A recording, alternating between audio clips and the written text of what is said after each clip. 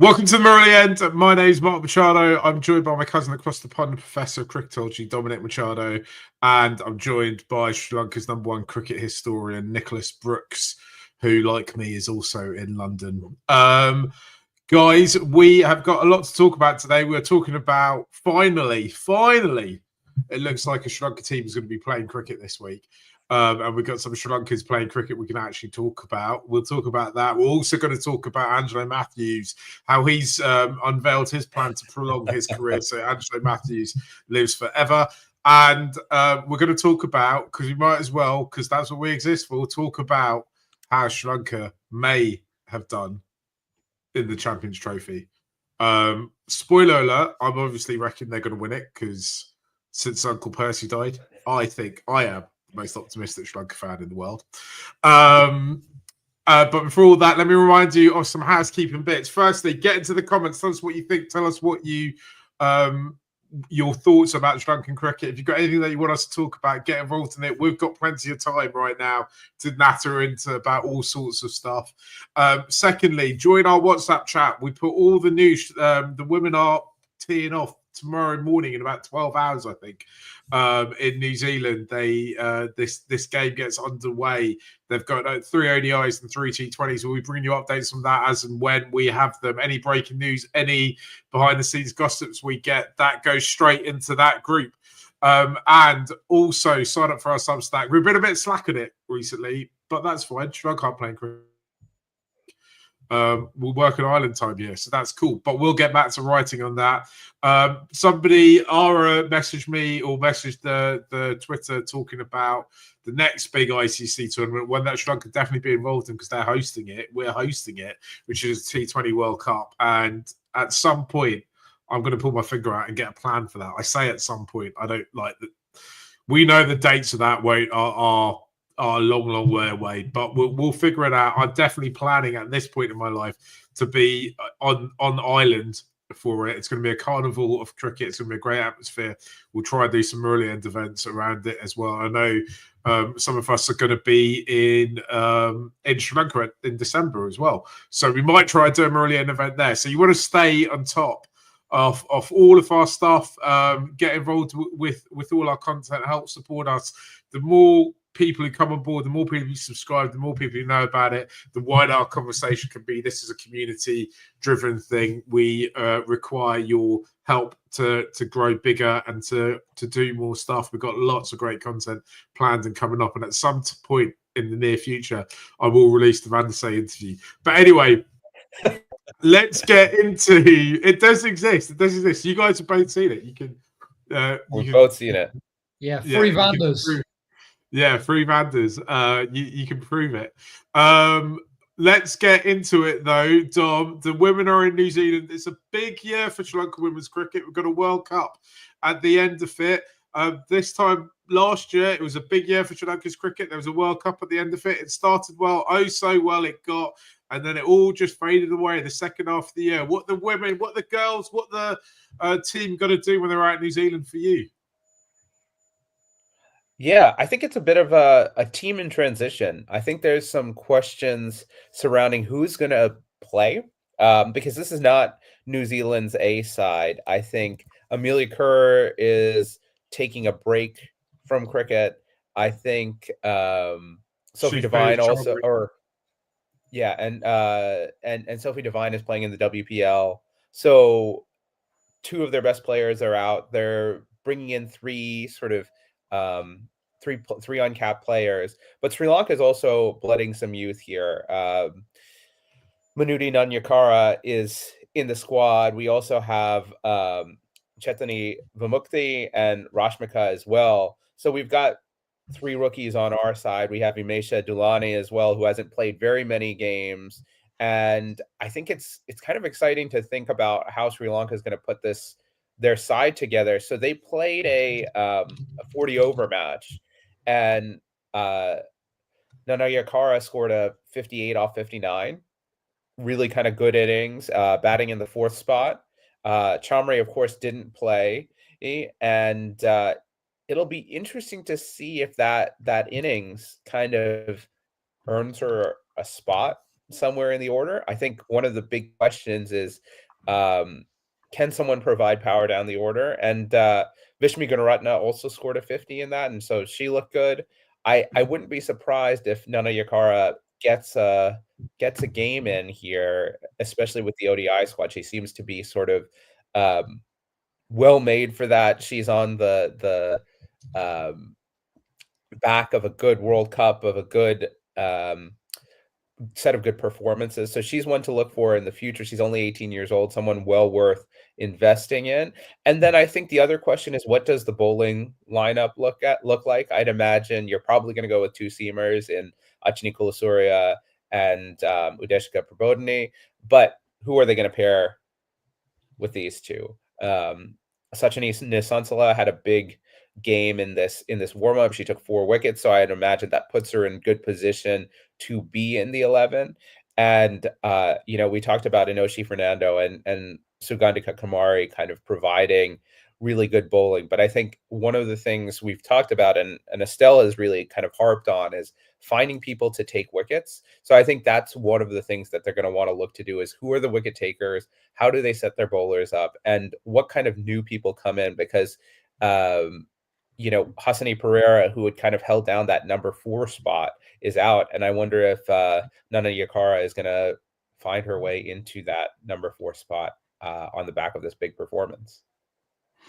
I think, Nick, that the women's side is kind of in transition, right? Because I think there's two things happening with it. I think firstly, the rest of the world is starting to wake up to the talent in this team, or what I should say broadly is in Sri Lankan women's cricket, right?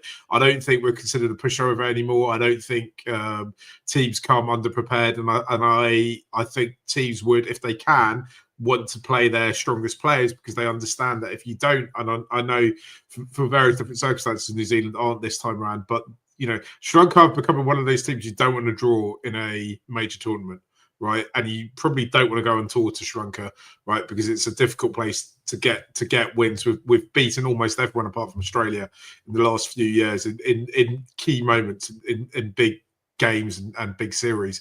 But I think one of the things that the team and the management and the leadership around the team are having to deal with is we aren't an unknown quality anymore. People are coming to us with going, right, these women can play a bit. I also think on top of that, it's a team in transition. I think around the world, and this isn't just the thing unique to cricket, but we're getting more. We're now in a kind of 3rd or 4th generation of young women and girls who are playing professional cricket and playing professional cricket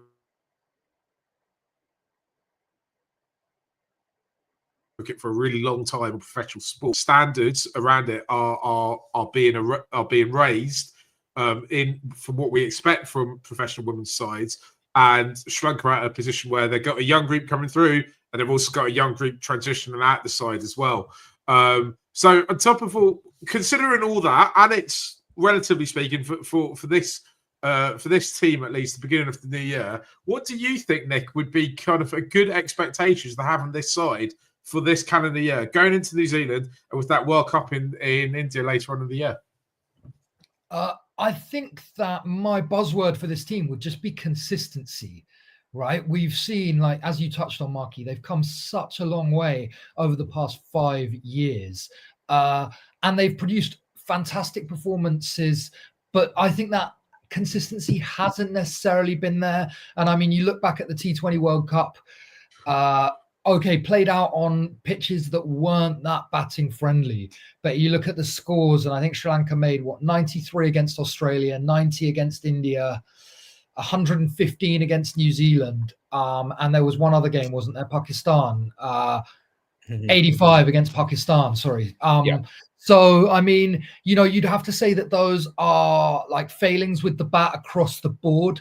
And the nature of tournament cricket is that you can't afford to do that. You can't let yourself get into a rut and have 3 or 4 bad performances back to back. So can they score runs more consistently in conditions which aren't favorable? And as Dom touched on, can they take wickets? I think we've seen that Sri Lanka have a group of especially spin bowlers who can contain and control innings, but when it comes to attacking and taking breakthroughs, that hasn't necessarily always been there. So I think this series in New Zealand, probably played out on slightly more seamer friendly pitches, is a really good test, and I think that's been reflected in the squad because they've brought in a new seam bowler, is it Chitana Vimukti, and the two batters who they've brought in also bowl a bit of seam up. So I think it's interesting to see how Sri Lanka can do in conditions that aren't favourable for them. I wouldn't be too worried about results with this side, more about finding that consistent level of performance that you go out and come back in after every game and say that we've produced with bat and ball and in the field as well, and we haven't let ourselves down. I think if Sri Lanka can start to build that bank of regular solid performances, things will all go well.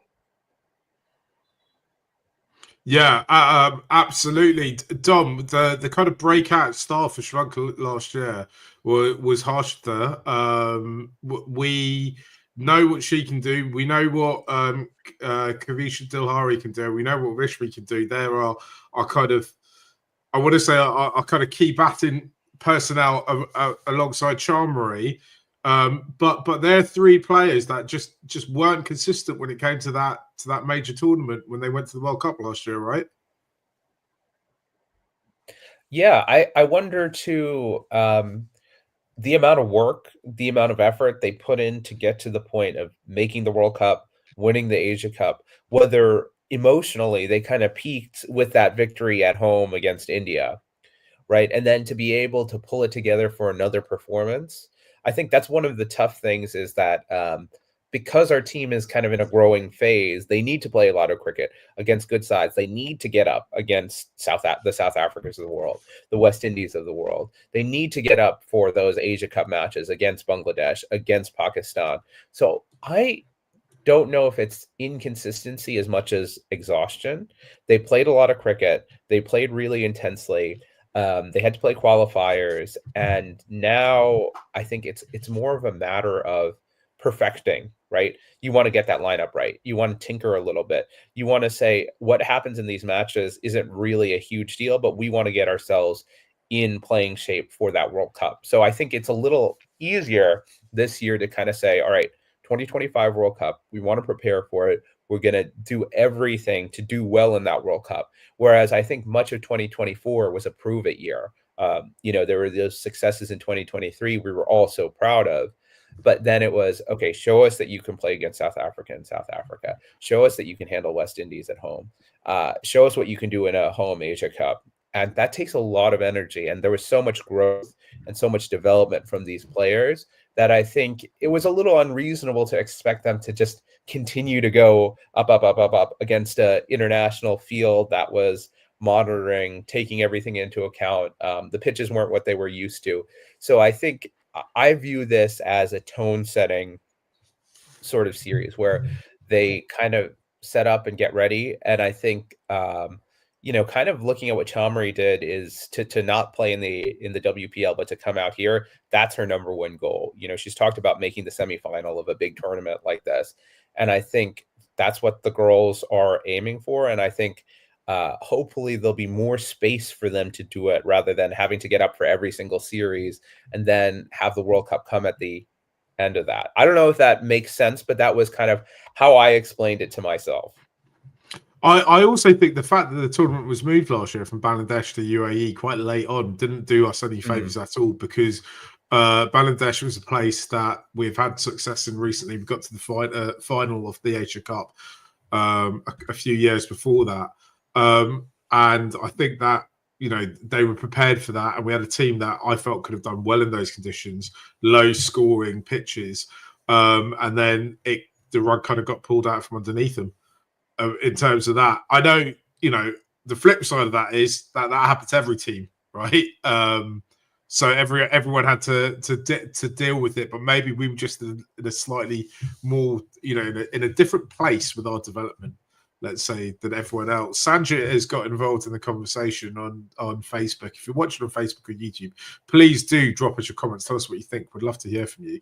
Sanjit said, hope board provides more fixtures for Sri Lankan women. I think I remember there was a stat going around at the end of last year, going into that World Cup, that I think the Sri Lankan women have played more than any other national team, national women's side, right? So, but when you speak to SLC, they are conscious that they're struggling to kind of fund a women's LPL. They want to do it, but people haven't put their hands up to do it. And also, I think getting fixtures can be a little bit difficult, which, you know, works into Sanjit's second point. We've lost Don briefly. I'm sure he'll make a return. Also needs to play regularly in Australia and England and set of countries to develop. I think that's right. I think the way, though, Nick, is to try and somehow get more girls, more of our women's side playing franchise cricket and in leagues around the world. Because I think the idea that you're going to come to England every even 3 years, if you're a Sri Lanka side, I think that's not very realistic, is it? Yeah, it's likely not gonna happen. And with the World Cup being played out in India, you would think that in the short term, at least, those skills maybe aren't such a priority. I agree, Marky, that taking that step to having more of the women's team involved in franchise cricket would be really, really beneficial.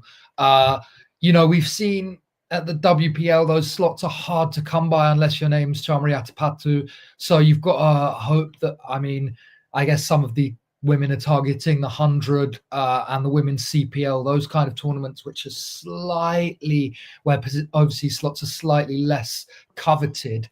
It's a really hard balance to strike, isn't it? As Dom said, there was maybe a bit of burnout last year because they'd had so many big fixtures leading into that World Cup. I wonder if also there was a slight loss of momentum off the back of those series in Ireland where the team didn't quite fire. And I was having a look at the schedule now, and I can't see anything locked in between now and the World Cup. So it's kind of interesting to see how SLC fill that void.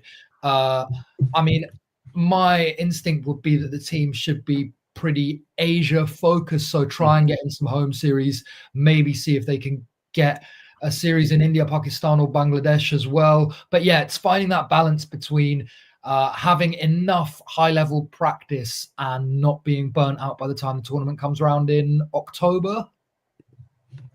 Yeah, I think you're right about finding that balance as well. I also think, you know, I said earlier, I was like, women's sport in general is becoming much more professional. It's changing quite rapidly and dramatically every time you see a World Cup. I think this isn't so pronounced in cricket, but definitely in rugby and football, when I watch kind of World Cup or Euros from the tournament to tournament, you can see, and maybe it's because I'm not watching it as much domestically as I should be, but you can see the improvement in quality. Like the curve is quite dramatic as they're allowed, or they're given the opportunity to spend more time to hone their skills. And I just wonder if maybe that's an element for some of our squad that people should be working on. We've talked about the men's side not having psychologists and having to work on the mental side of the game. I think, you know, in general, Sri Lankan women are stronger than Sri Lankan men psychologically. But I wonder if we need to, you know, talk about putting in help for psychological. I'm not saying they need help, but, you know, something to let them teach them how to be professional players, right? A big part of the men's side about having all those senior players involved is that they were going to teach the younger guys how to be professionals, where this is our first batch of kind of professional women's cricketers. So they're kind of figuring it out and as they go along, right? Though, I mean, Chamari is such an incredible person to learn off, I'd imagine. Yeah, I was going to say Chamari has definitely played a big role in that. The thing that worries me too is, I guess, with the WPL is there's that acceleration factor of the game develops so much faster when you have these T20 leagues, and trends develop. Players develop new skills and new skill sets to deal with different conditions. The sort of Asian advantage goes away, right? So as players who are not from the subcontinent get to play more regularly in the subcontinent, they learn how to deal with spin, they learn how to bowl spin, and those are big advantages. And sort of the WPL for me is the hub of innovation for women's cricket. And the thing that I tagged this to is just looking at the performance of India's women's ODI squad. They've been scoring in excess of 350 with ease. They have a very, very powerful lineup. They have tons of players who can score big runs, and in women's cricket, that's not something that's really ever been seen at the highest level. So I think that's one thing they'll also want to keep an eye on, and I think that's why having a Chamari figure, someone who knows what it takes to compete at that very highest level, is so important. Yeah, I absolutely agree. I just think it's like Charmy's such a once in a lifetime competitor as well, isn't she? I mean, even with like when I think about her mentality that she brings to the game beyond her skill set, like I don't know which men you'd even kind of compare it to. Maybe it's like Arjuna in terms of like her just ability to kind of always stay in the game and then to kind of win games and do it at points with teams, surrounded by players who are, let's say, not the best in it. Sanjit's also asked about what Prabhadini's injury. Will she play tomorrow? I haven't heard anything. I have nothing to report. I always feel it's a bit rude to message the coaching staff and when they're in a totally different time zone, because any message I will send will be in the middle of the night for them, and they need their sleep, right? So I don't want to be messaging them going any injury updates. We don't get any pre-match press conferences as well for them at the moment. I'm sure that will change in the future as more and more people get more interested in international women's cricket, and they're compelled to do a press briefing the day before the game. The first match is a day-night match, and that starts at 1 a.m. UK time. What time does it start for you, Dom? That it must be like a kind of evening kickoff for you. 7 p.m. Yeah, it's actually not that bad of a time for me. Is that on Willow TV? It is not. I will have to find some. I'll probably be able to watch it through a VPN, but that's likely what I will use to watch it. I assume, Nick, it's on TNT Sport, is it? I haven't even looked. I haven't seen, but it might be on TNT. It might be a Find a Way. We'll have to wait and find out. Yeah. I don't think I'll be hitting that 1 o'clock start, but I'll get the second innings of that game. Can't believe you don't want to see the start of the game. Like, I will be up at least till 4 o'clock watching. That 4 o'clock still the time I nod off, and then I'll try and catch the end. I'll join from from 6. I can set my alarm for, but I will catch the second match. Starts at 10 p.m. our time, so I'll be there for the start of that one. Yeah, there for the start of that. That's all good. Add it to the Thursday, so it's not a Champions League night. I don't even know what football's played on Thursday night. So we'll have plenty. So Nick's looking angrily at me for the purposes of the tape. We will keep an eye on that and see what and I hope wish the women's team well and positive results all around. I know we're planning. Dom, there is a message. We have discovered where it's at. Mudita has said it's on ESPN Plus for us. It's timely. That's right. Oh, is that going? Because it's New Zealand, I think, has a contract with ESPN Plus. Thank you, Mudita. It's timely that I saw Mudita's message, because he messaged me yesterday to direct me to Angelo's Instagram stories, where Angelo, the fast bowler, is evolving into Angelo, the slow bowler. And we are seeing him dabble in a bit of spin. Nick, you've had a look at this. We've all had a look at this. What was your thoughts when you saw this? I actually missed the video yesterday because I was out, and I only saw your WhatsApp once the story had gone. Look, I love to see it. We saw it not that long ago with Ben Stokes, right? Bowling spin in the nets, and everyone was kind of questioning whether he might bring it out in a match in Pakistan, he didn't. But I wonder whether we might see Ange doing this. I mean, we have seen over the years, and actually recently, Bo Webster is a guy who bowls medium pace and off breaks. I think back to, I think Jimmy Orman did it, an English cricketer of my childhood. But I don't like, why not, right? If Glenn Phillips can go from being a keeper to bowling decent test level off spin in 5 years, why can't a guy who's bowled dibbly dobblers all his life? I mean, you're just going from doing that to turning your wrist a little bit. I wonder where this will go, whether we'll see any more of it or whether it's just a bit of fun. But I don't see why Ange can't turn himself into a passable off spinner who can bowl a few overs on helpful pitches at test level every now and then. Yeah, I mean, the other kind of example of it is Dilshan, right? He's kept wicket and bowled a bit of spin, didn't he? Yeah. Go on, Dom. Then we have Asela Gunaratne as another example where he kind of came into international cricket. He was bowling these sort of dibby dobblers, kind of maybe faster off spinners, and then he turned into kind of a slower off break bowler.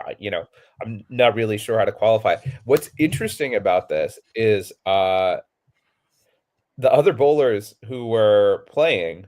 So the Colts have Dilshan Madhushanka, Dhananjaya Lakshan, Akila Dhananjaya, Duneth Walalage, and Muditha Lakshan. And they gave 13 overs. He was the second most bowled bowler after Akila Dhananjaya. And even Dinesh Chandimal bowled an over. So I think they're having a bit of fun at the back end of this match a little bit. But you say they're having a bit of fun though, right? A bit of fun was him bowling 2 or 3 overs, or 1 over like Dilshan, like Chandy did. 13 overs is with intent. I mean, 13 overs is quite an intense amount of bowling he's doing, right? Because he's bowling it like in little spells there. I think, like, look, Angie, I want him to live forever, right? But it's becoming increasingly difficult I want his playing career to live forever. I should say, I obviously want him and everyone else to live forever. But I want him to play forever, right? But it is becoming difficult to kind of continue to justify it, right? But I mean, if he comes in and he's playing red ball cricket and he's a spin option, then I do think that makes selectors think, oh, maybe we've got to keep him in slightly a little bit longer because his eye hasn't totally gone with the bat. Right? But where does he rank on our batters who bowl a bit of spin list? That's the question, because we also have Kamindu, we have DDS.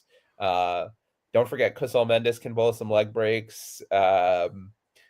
I'm trying to think who else. Potham I've never seen bowl, so I can't. He's the one guy to me who is out of it, and apparently Chandi can bowl, so I think he's obviously above Chandi. But I think he's got to be behind Kamindu and DDS at this point. I'd imagine he's behind DDS. I mean, I just seen a couple of balls, right? So I don't know how good or how troubling he is to a batsman to face against. But I mean, I think him being able to do this, he's putting himself in direct competition with Chauth Asalanka for a place, right? Because Asalanka's coming in and going, right, you know what I can do with the bat? I can also bowl a little bit.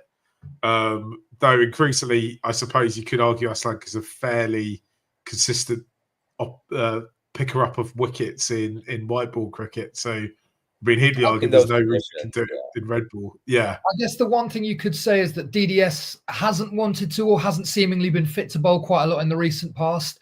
And without wanting to be disparaging towards one of my favourite cricketers, I think we did think that Kamindu's off breaks weren't offering a huge amount in England. Whether and maybe bowling slightly faster on helpful pitches might be a point of difference. I don't think it's enough to keep him in the test side. But to be honest, I think if he wants to be playing test cricket, he's playing test cricket. I don't think he needs another string to his bow to keep him in Sri Lanka's team. I think he's there for as long as he wants to be. And whether that should be the case or not, I guess it's a conversation for a different day. So he has a turbo LPL. Bowling off breaks. But with the bat, and he's picking up picking up a few wickets with the old off breaks. Is he back into contention for a T20 spot? Dom's face. How many runs does he No. have to score I in mean, an is he- LPL season? In I don't know how many games there are. 10 games. I mean, of let's course say? he's going to be. If that happens, of course he's going to be, because that's how it works. But should he be? I don't think so. Yeah, I think that ship sailed unless he scores like, I don't know, 500 runs at 170 plus strike rate. Then I think it's got to be something really, really exceptional. And I mean, let's not forget Hasaranga had that all-time season with the bat in the LPL, and it didn't necessarily translate to international cricket. I'm not saying that I don't think he could thrive as a batter in T20I cricket, but success at the LPL isn't necessarily a guarantee that it's going to be repeated in. If you're watching this, I can see there are people watching this. I want you to tell us in the comments what you think Angelo would have to do in the LPL to get back into the T20 setup. If anything, you might just say, nah, there's no way back for him, right? But this is Sri Lanka, right? There is always a way. Yeah. There's definitely a way back. I don't even think... Look, if he's taking overs from... This was my problem last time he came back into our squad, was he was taking overs from, legit some of the most special bowlers in the world, right? So if his off-spin is going to take overs from, Hasaranga or Thishana or Puthirana, that to me is a problem. So I think his role should be, if he came back in, is that when we get stuck for wickets, and when Steve Smith and Khawaja are going absolutely nuts and Gaul, just go, there you go, try something. And now you know that, I was going to say he can bowl fast. He can't really bowl fast anymore, but he can do different things, right? I know what you're saying, Marky. I think that spirit of experimentation was missing during the Australia series, but DDS was slow to go to himself and slow to go to Kamindu. So I can't think. I don't know. Even slow to go to the Seema, right? So I can't think that he'd be like, "Here's Ange, go settle in for a 15 over spell." I also think in T20 over cricket, increasingly, like Alige is looking like a guy who you've got to pick. You've got to pick Thikshana, you've got to pick Hasaranga, and then you really probably want to see Patirana, Madhushanka, and what's our other slinger's name? Why has that gone out of my head? Tushara, exactly. You want to see all three of those guys, right? So, as Dom said, I'm not sure you want to be giving overs to Ange. Hold on, let me just read some of the comments that come in. Man of the tournament for the LPL, and you have to include him. I agree with that. 2026 T20 World Cup. Oh my God, could be his farewell tournament too, since that's at home. Oh my gosh, can you imagine? Give him the captaincy as well for it. It'd be so much fun. He'd be so up for it. Dom's just thinking I'm losing my mind. I probably am. The thing is, what I will say about Angelo is, here we go. Dineth has written, Matthews should open the bowling and batting in all three formats. He should also captain, vice captain, and coach all at once. We now know Angelo's YouTuber burner account name. Thanks. Someone just wrote hello. Oh, just laughing face. Sorry. Savina wrote, if players get injured, he can get the chance. I mean, there's another question that's coming about Hasaranga that we'll get to as well from hello. Sorry, Dom, I kind of cut you off in your prime there. Go for it. No, I just think that, so the bowlers, and then we have to think about the all-rounders that we're potentially leaving off. Someone like Chamindu Wickramasinghe, who has shown that he can be a point of difference, who lit the LPL alight. Daswan Chanaka, who's been having a monster T20 season, just smashing everything for six. I agree with you that there's not an outside chance that if he performs well, he'll get back into the squad, because I was thinking the same thing before the 2024 World Cup. There's no way he's going to get back in the squad. And then he found himself as the opening bowler and batting at six, the most important positions in the squad. I think that there's enough talent that you kind of have to back that talent and say, okay, let's just go with it. I will say one thing: since Charth has been white ball captain, Angelo has not been near the team yet. Whereas with Hasaranga, when he became white ball T20 captain, he was brought immediately back into the team. So I don't know. What do you guys think about Wanindu's future? You can see the big runs in crucial moments of the game, fitness issues or any other reason. That's a question that's come in via the YouTube page. If you're watching on YouTube or on Facebook, drop us a message and we'll kind of react in some way to it. That has come in from someone called Hello, who's got a very cute picture of a dog as their kind of face. Do you guys want to? Who wants to have a first stab at kind of answering this question? Because I do think when you talk about that kind of the Wani era, which had Angelo kind of front and center of it in the T20 team, I kind of think when they took the captaincy off him, and we kind of after crashing out the World Cup in kind of reasonably dramatic style for us, but actually for it kind of had a whimper of a tournament for everyone else. It kind of did, in a way, it kind of has felt like he's been a little bit restrained. Yeah, what do you guys think? I thought that what I saw of him in the ILT20, I thought he was really good. I didn't see all of that tournament, but I think he had the best economy. He was going under sixes while taking wickets. And from what I saw of him, there was a bit more action in his bowling. It was like, I think we have all felt that he increasingly looked like he'd become slower and like loopier, and like there was less, I don't know, like waddling to the crease and not putting a huge amount of body through it. And it seemed like that was a little bit restored. I think it's a big IPL for him. And I still think that Hasaranga is one of our key linchpins, especially in T20 cricket. The floater thing seems to have kind of died a death, but I don't think it necessarily should have, because I think before that T20 World Cup, there were times when it worked, when it looked really impactful. Like he's one of the cleanest strikers in that team, right? And the way that he can crush spin means that teams have to kind of change their plans when he comes in the middle order, bring their death bowlers up, and it can be disruptive. So I still think that Hasaranga is a really crucial component for Sri Lanka moving forward. I would like to see him look a bit leaner and keep bowling with action and kind of impact. But yeah, I think that if Sri Lanka are going to do stuff in the upcoming ICC tournaments, he's got a big role to play. What do you think, Dom? Go ahead, Mark. No, I was just going to ask, what do you think his bowling's getting a bit looser? You know, I pretty much agree with Nick on this. I think his loopier deliveries have kind of been figured out a little bit. So especially when the game plan is attack his loopier deliveries, try to smash them for 4 or 6, and teams have been successful doing it. His response, I think, as Nick has pointed out, has been to go a little bit flatter, to bowl with a little bit more pace.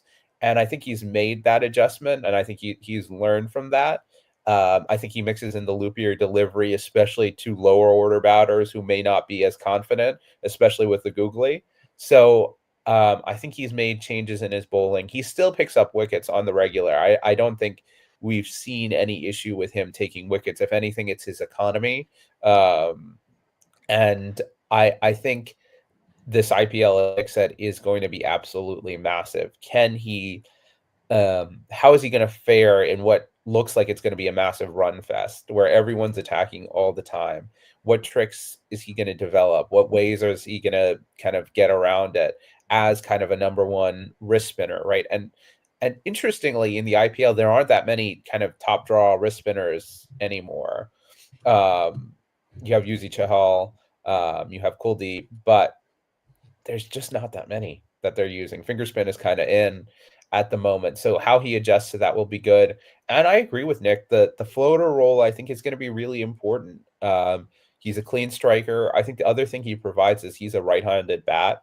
And right now, our sort of middle order is all lefties, right? So having someone who you can bring up to break up bowling partnerships, to cause teams to think differently, and who can, smoke someone for 30 runs in an over, that's a huge plus. And in the T20 game, I think people need to realize it's okay to make 2 ducks if the next inning is sort of a 70 from 30, right? That more than makes up for it, especially in that floater role. So I think we really should just be patient with him, and think about what value he can provide to the team in that floater role. I think playing as a floater also opens up the possibility that you can play Alage, Hasaranga, and Tikshana together. I think that's going to be one thing that's tricky. Obviously, the 2026 World Cup in the subcontinent will make it a little bit easier to play those 3 guys together. But sort of as thinking about a winning formula, moving someone up the order, moving one of those spinners up the order as a batter is going to be quite important. The other thing I will say is that what you see in T20 cricket is that bowlers play a bit of game of kind of long-term like chess with opposition batters, particularly if you imagine like when they go around the world and play all these franchise leagues, is they basically bowl against the same batters all the time and the same, like much more frequently than they've done in the past. And on top of all that, they kind of end up bowling against teams that are coached by the same analysts and coaches, kind of tend to move around. And because of that, you see bowlers have to constantly develop what they're doing and change variations and speed and paces and everything they possibly can, so that they've always got something slightly different to bring to it. And if you don't adapt quickly, you just won't get the contracts anymore. But because of that, there will be peaks and troughs, and we saw that. So about this time last year, that Tikshana was getting hit around a little bit and was struggling, and now he's number 1 in the ODI rankings, isn't he? Did you guys see? I think Rohit came out and said that Chakravarti doesn't bowl variations to them in the nets because he doesn't want any of the batters to get to know what he's doing. He just bowls one kind of delivery in the India nets. Yeah. So I mean, that shows the extent that it goes to, right? It's hard.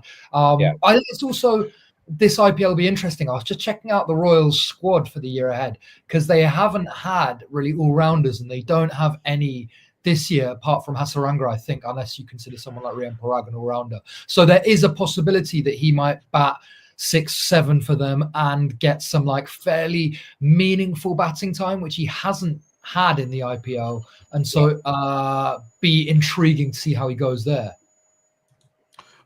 Just a couple more questions. I was going to say, maybe Rajasthan thinks about using him a bit like a Sunil Narayan pinch hitter, right? Yeah. Says, go ahead and but a spin pinch hitter. I don't think he would last particularly long in the power play, but sort of once you get into over 6, you say. But they want to they delay Hetmeyer's entry point, don't they? So whether you could see Wanindu coming in ahead of Hetmeyer in that 12 to 16 over period when there's a lot of spin being bowled could be interesting.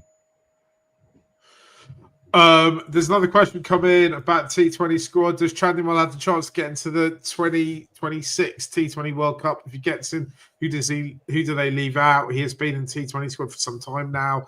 I can't remember if he was in the last squad or not. He does come in and out of it a little bit. I suspect that the only reason he comes in is because they need a backup wicketkeeper, right? Am I correct in my thinking here, Dom and Nick? I don't know, because they've had KJP in who can do it as well. I've found it strange him being in T20 squads. I know he's got a decent record in the LPL over the past couple of seasons, but personally, when there's so much young talent around, I would like to see one of those guys getting the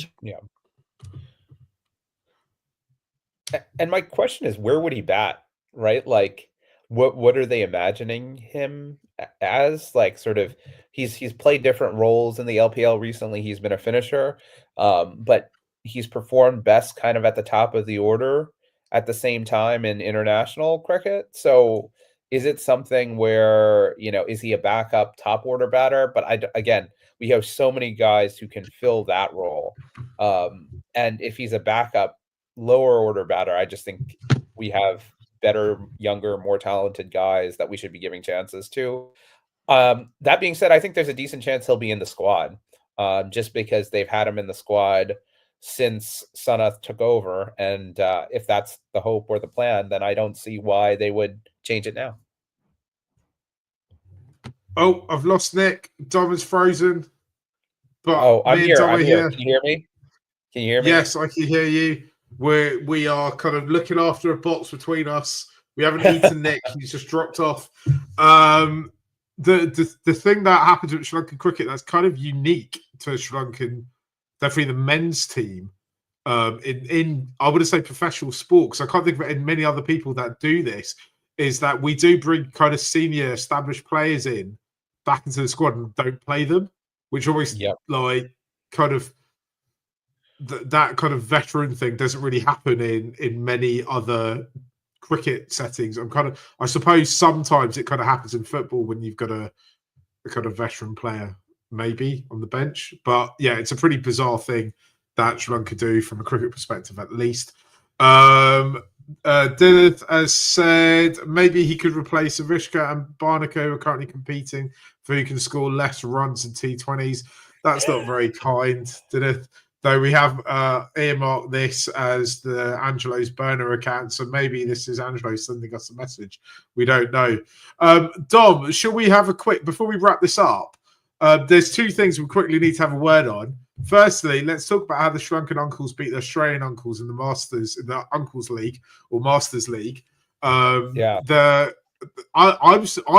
instantly tweeted select the selector when I saw Lipal Taranga get 100 and 52 balls or something. That's the kind of intent that we want all our batters to show all the time across every format, in every possible level and stage of every cricket game.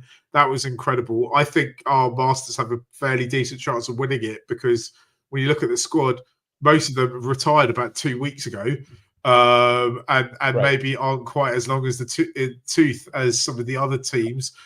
Nick has arrived. He is back. Welcome back, Nick. I'm back, baby. Sorry about that, guys. Though I will say, I was surprised. The Australian Masters team isn't as uncle-y as I thought. They have Shane Watson, Sean Marsh, Ben Dunk, Ben Cutting, Peter Neville, Nathan Coulter-Nile, Ben Hill. Like, they're not super long in the tooth, right? I just heard you say Uncle Ben, Uncle Nathan, Uncle Niall. Like, just loads of uncle. Like, they're all uncle names, aren't they? Like, are you guys watching this? Where can I watch it? I'm only watching like the extended highlights on YouTube. I haven't seen it in the UK. If anyone knows what channel it's on in the UK, or indeed, is it on Willow, Dom, or where is it in?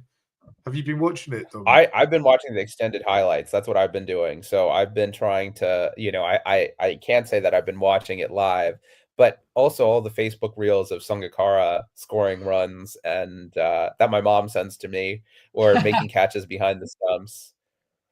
He's the guy I think that should make a comeback. We could use a nice, if he could bat at 3 in tests, that would be huge for us. Solve a lot of problems, wouldn't it? To kind of our final topic of discussion today is, how would Sri Lanka have done? Oh, I found out where it is on. It's on ESPN Plus too. Mudita saved the day for Dominic, at least. Yeah, made the show. Absolutely. This is half the communication that Mudita and I have. It's like, where are the matches on in the US? So I appreciate it, Mudita. Lovely. Let's talk about the Champions Trophy, because I'm watching this tournament and I'm thinking Sri Lanka missed opportunity here. We were rubbish at ODIs at the 2023 World Cup, but in February, March 2025, we're not that bad, are we, Dom? No, not that bad. I mean, look, okay, the way I'm imagining this counterfactual scenario is that Angelo doesn't get timed out. We go on to a big win against Bangladesh, and we are placed in that group with Pakistan, India, New Zealand, and Bangladesh. And we're playing a lot of our matches in Dubai, and circumstances look favorable. No, but joking aside, I think the type of cricket that's being played seems quite suitable to the Sri Lankan team as currently constituted. I think you've got spin friendly pitches, not particularly high scoring matches. We have some games where teams are scoring 300, but no, 350 or 380 par pitches. Rain has played a kind of spoil sport, but you could imagine this Lankan side performing well, right?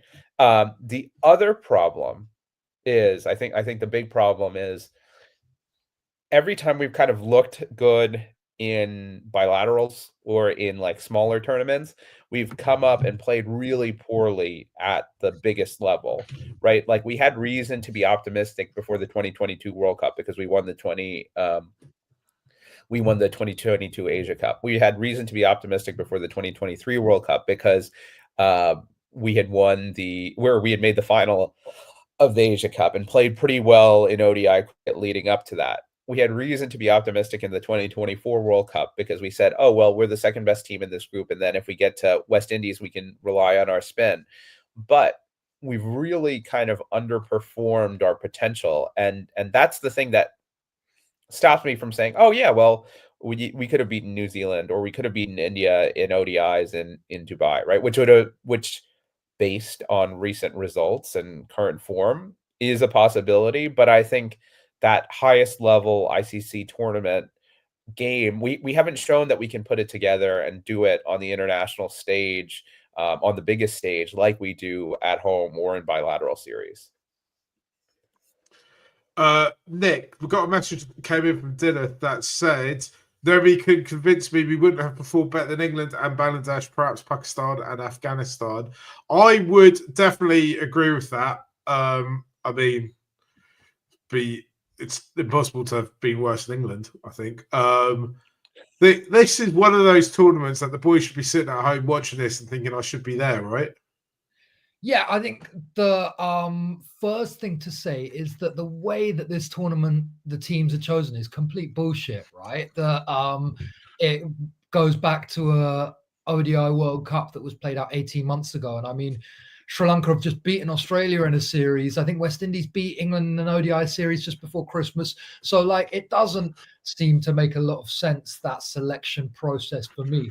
But I'd agree with the comment. I think there are three pretty poor sides in the tournament in England, Pakistan, and Bangladesh. I then think that you've got the next level up is Australia, Afghanistan, and New Zealand. Like Afghanistan plays some great cricket, but they're also like they wildly fluctuate, right? They dropped ollies in every single game. They remind me of another team I know, Nick. Like very talented players, but just have moments of utter madness. Yeah, I mean their captain Hashmatullah against Australia scored 20 or 49 the other day and just like sent their innings grinding to a halt. They're short of seamers now that Naveen's retired. Noor kind of has been struggling to land the ball consistently. And then like you've got Australia, right, they've got three seamers who've got less than 10 caps between them, and then making up the overs is okay, they've got 10 from Zampa, but then they're relying on Matt Shaw, Maxwell, Labuschagne. Yeah. So like I don't think, and New Zealand, I mean they're a good side but they're not a great side. I think the only two really good teams in this tournament are South Africa and India. And so I think you have to think that Sri Lanka, as Dom said, could have come to this tournament and been rubbish as they have been in the past two major tournaments. That's probably what would have happened. But I also do think that the Sri Lanka team, having played a lot of ODI cricket over the past 12 months, being in Asian conditions which are friendly, would have fancied themselves for a semi-final spot. I think just to add one thing to what Nick's saying is perhaps the focus on T20 cricket has sort of dulled the knife for some of these teams in ODI cricket. And so maybe, and maybe this is too optimistic, but maybe this is a place where Sri Lanka has a chance to kind of make up some ground, to say, when other people are putting a lot of more focus on Test cricket and T20 cricket, if we really sort of say, okay, let's have a project 2027 and think about how we can win the World Cup, right? Because we don't know how many more ODI World Cups there are going to be and things of that nature. Or could they make some noise? I think they have the potential to. I think the fact that innovation isn't happening the same way it's happening in T20 cricket is on the side of the Sri Lankan group. They have talented cricketers, but I think they would have to kind of make it a priority, and maybe it's a sneaky way to kind of manufacture a deep run at an ICC tournament, something that's devalued. And I think maybe that's the argument for why they would have done well here. As Nick said, that they played a lot of ODI cricket, and a lot of these teams have not, right? Especially since the 2023 World Cup. Yeah, I wonder if, though, this time next year, as we're almost exactly, I think, a year away from the 2026 World Cup, whether it will be ruin all that ODI cricket and thinking, man, we should have just only played T20 cricket. Yeah.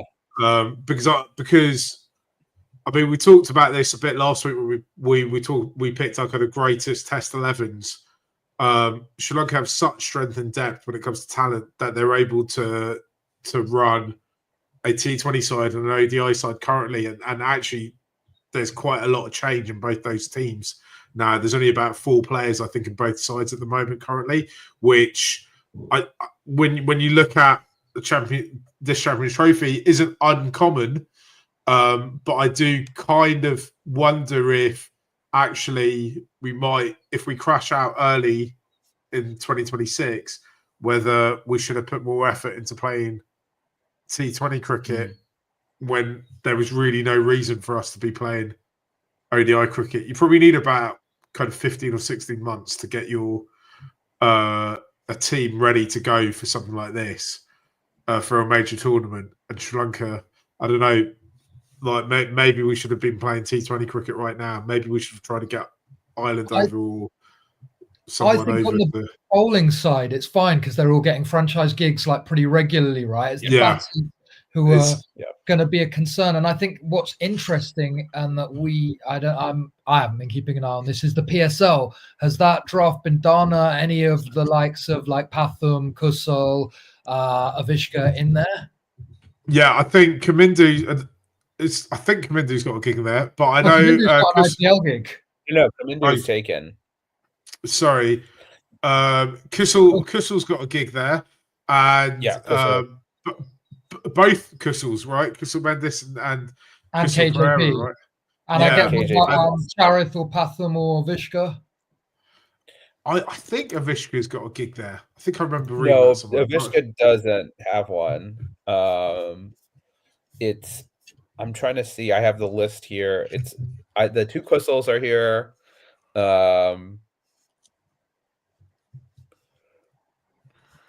I think that might be it. That's pretty disappointing to me.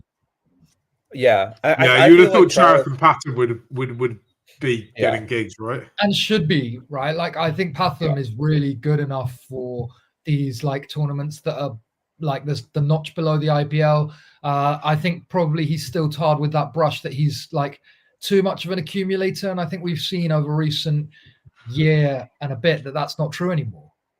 Yeah, I also think though this is one of those things, and we touched upon this when we talk about the women. We need to strengthen their own domestic tournament, right? If you look at South Africa, they created the SA20 3 seasons ago now. They got all the IPL teams to buy into it. Literally, I think they might have given them the teams. I don't know, but now they are reaping the benefits of that because they are seeing their players come through and get gigs around the world. Where you look at look at Charith, Pathum, and I'd stick Walalage into that list of players that should be spoken of much more highly at this stage in their career. Like, we know about them, we're speaking about them, but they should be getting much bigger bags all around the world. I mean, you could argue Walalage is actually starting to do that. I think Weller's in line for the bigger bags after he had a good SA20. Yeah. Yeah. Let's also take this moment to plug our other show on this channel, the Big Bag, which is all about franchise cricket. We've been talking about it endlessly on this, and yeah, if you want to, we do that. We did do it on a Thursday, maybe not every Thursday, but yeah, look for that. Subscribe to the Cricket Smash channel. We'll be there this Thursday, right? Yeah, we'll be there this Thursday for sure. Getting into a bit of IPL sort of season is upon us. It's March, the second most wonderful time of the year. Exactly.